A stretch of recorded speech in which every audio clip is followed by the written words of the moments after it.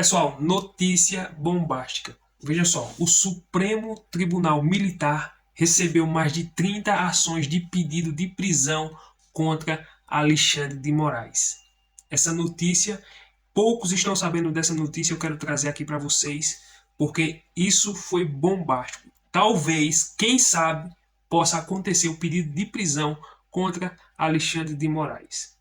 Outra coisa, o presidente Lula e o seu envolvimento com Xi Jinping. Xi Jinping, você sabe, é o presidente da China. A relação que ele está tendo com a China está causando estranheza em alguns outros países democratas, que de fato são democratas, que defendem a Constituição. Nós não estamos falando contra a relação comercial, porque a China é um dos países mais importantes na questão de comércio aqui para o Brasil. Mas a relação do presidente aqui do Brasil com Xi Jinping está causando estranheza em várias partes do mundo.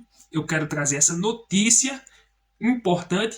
Quero deixar o comentário de um grande jornalista imparcial, porque para isso é bom nós ouvir pessoas imparciais e não aqueles militantes da Globo. Eu quero trazer essa notícia aqui para vocês agora. E também quero falar sobre uma fala de Janaína Pascoal, que ela disse o motivo, na visão dela, o motivo pela qual o Bolsonaro perdeu as eleições.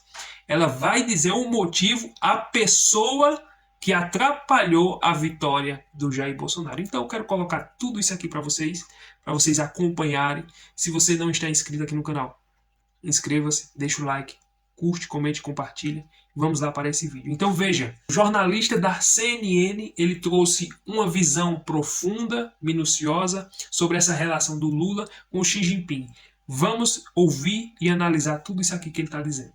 É um pouco preocupante, assim, né, a qualidade de algumas dessas parcerias, né, começar pela Space Sail, que de fato não substitui a Starlink, nem faz sombra a ela, para usar a metáfora do satélite. Mais preocupantes ainda são as posições do presidente Lula no campo da ordem internacional. Olha o que ele diz: em um mundo de conflitos armados e tensões geopolíticas, China e Brasil antepõem a paz, a diplomacia e o diálogo. Como assim a China antepõe a paz, a diplomacia e o diálogo, né? É injusto para o Brasil ser colocado pelo seu próprio presidente do lado de um bully, né? De um país que ameaça invadir Taiwan, que apoia a Rússia, que invadiu a Ucrânia, que apoia o Irã, que por sua vez patrocina o Hamas, o Hezbollah, os Houthis, que faz uma navegação agressiva e também sobrevoos agressivos, que ameaça as Filipinas, que ameaça o Japão, contesta a soberania desses países que eu citei. E aí, depois, vem o Xi Jinping e diz que a crise da Ucrânia não existe uma solução simples para um assunto tão complexo. Qual é a complexidade da questão da Ucrânia? Isso é uma forma de justificar a invasão, porque se a Rússia se retirar dos territórios que ela invadiu ilegalmente, o problema deixa de existir. A Rússia não está ameaçada. Então o que está por trás dessa visão do Xi Jinping, e que é a do Lula também, é de que a Ucrânia de alguma forma tem culpa, ou o Ocidente, por ter sido ela invadida. E aí vem o Xi Jinping pedir um cessar-fogo em Gaza, para garantir a entrada de ajuda humanitária. É claro que isso, todos querem isso, mas o Xi Jinping não tem credenciais para pedir isso, porque ele apoia o Irã, que por sua vez é o causador, um dos causadores ao lado de Israel, né? Porque Israel também comete atrocidades na Cisjordânia, mas é um dos principais causadores do Irã, que é aliado da China. A China é um enabler do Irã. Sem a China, o Irã não estaria de pé. E a Rússia. E a Rússia também. Então, que tipo de pacifismo é esse que o presidente Lula identifica na China e vê refletido o pacifismo brasileiro na China? Eu não consigo ver. A China está se projetando, né, sobre o Brasil, sobre a América Latina, e tem a clara intenção de ocupar um vazio que a presidência de Donald Trump deverá criar aqui no subcontinente americano, por desinteresse, né, do Donald Trump nessa área. Não que o Joe Biden estivesse super priorizando, os Estados Unidos nunca priorizam a América Latina, mas esse desinteresse vai crescer muito. A China age de forma imperialista, né? Esse super celebrado porto de Chancai, no Peru, ele vai dar um monopólio para a empresa chinesa estatal COSCO de navegação, né? E é como atuavam os impérios colonialistas tão criticados pelo Lula e pela China. E fizeram isso na China.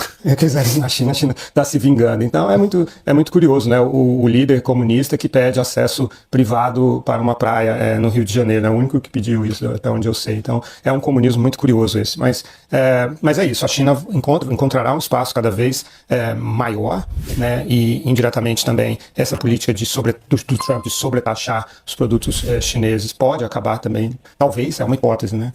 De beneficiar o Brasil, não temos certeza disso. porque pode Mas ter... é um benefício que vai pelas beiradas, né, Lorival? Não é uma sim. coisa assim que vai garantir uma avenida de negócios para o Brasil. E todos esses investimentos e toda essa elevação do comércio, que pode ser bem-vindo realmente, não precisaria vir com esse preço de um alinhamento do Brasil com um país que não segue a mesma cartilha do Brasil, que não tem os mesmos valores que o Brasil, que maltrata a própria população, que reprime, oprime Hong Kong, que ameaça Taiwan, enfim. Não precisava ser, o presidente Lula não precisava entregar tudo isso de mão beijada para a China. O mesmo comércio, o mesmo investimento aconteceria sem essas concessões que são desnecessárias e preocupantes.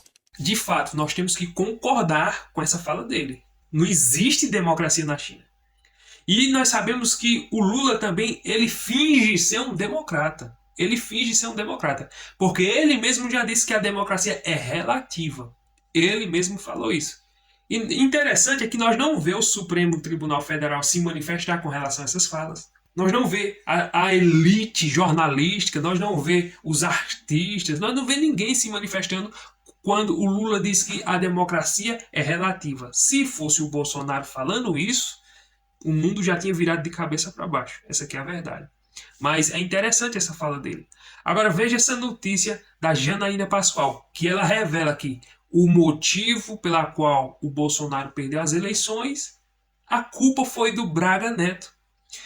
Assim, essa é a visão dela. Por quê? Porque o Braga Neto é militar. Na primeira eleição de 2018, Bolsonaro ele veio com um militar, que foi o Hamilton Mourão. E nessa segunda, a visão dela era que ele colocasse uma mulher. E de fato, a Tereza Cristina, tinha outras mulheres também, a Damares, no próprio governo. Ela também já foi convidada, a Janaína Pascoal, para ser vice dele. E na minha opinião, não vou dizer que foi um erro, também não vou dizer que o motivo que fez ele perder essa eleição, essa última eleição, foi o Braga Neto. Não. Eu acredito que teve outros fatores. Mas se ele tivesse colocado uma mulher, talvez a chance seria muito maior.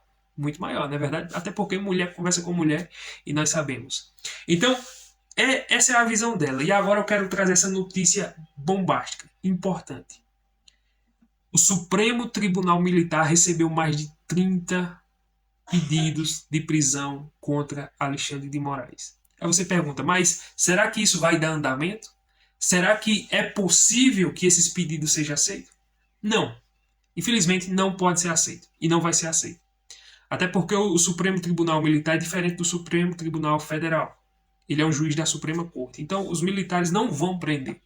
A não ser que houvesse o GO, né? Se houvesse aquilo, ia haver a prisão. Mas não é o caso. Não é o caso.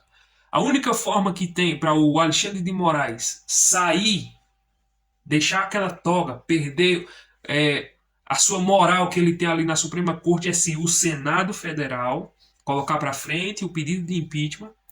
Se o presidente do Senado, que agora o Rodrigo Pacheco, sentou no impeachment, não quis, vai vir o próximo presidente do Senado, que nós já sabemos quem é, e esse que vem não vai apoiar o impeachment de Alexandre de Moraes. Claro que não vai apoiar, nem adianta. Vão fazer pressão? Vão. Os senadores de oposição ao governo têm que fazer pressão? Tem. Mas a chance desse impeachment andar para frente é muito difícil. Até porque a maioria dos senadores, eles têm alguma pendência, eles têm o rabo preso e eles não vão querer assinar esse pedido de impeachment. Uma possível prisão de Alexandre de Moraes é se acontecer o pedido de impeachment, ele sair do Supremo Tribunal Federal, foi investigado e nessa investigação acharem os crimes, os abusos, aí sim pode haver um pedido de prisão contra ele. Mas a não ser, a minha visão é que não vai acontecer. Infelizmente, é triste e lamentável, mas essa é a realidade. Até porque os outros juízes estão do lado dele. A maioria do Supremo Tribunal Federal estão tudo junto. O Barroso, o Gilmar Mendes, o Dias Toffoli. Ou seja, todos eles apoiam o Alexandre de Moraes. Você dizer, não, o Alexandre de Moraes está sozinho, eles estão deixando Alexandre de Moraes... Não, eles estão dando força ao Alexandre de Moraes. Eles não estão se envolvendo diretamente no caso. Porque eles deixaram isso com o Alexandre de Moraes. O Gilmar Mendes mesmo disse, não, o Alexandre de Moraes... Ou seja, infelizmente, ele é a vítima, ele é quem acusa, ele é quem julga e ele é quem condena. Já pensou? Então é triste, é lamentável. Esperamos que em 2026 o cenário do Senado mude. outros senadores competentes que não tenham rabo preso entre e tenham a coragem de assinar esse pedido, e talvez só assim nós veja algo diferente acontecendo com relação ao Alexandre de Moraes. Fora isso, eu sinceramente não acredito que haverá uma prisão para ele. Então, se você gostou desse vídeo, deixa o like, curte, comente, compartilha. Até o próximo vídeo, se Deus permitir.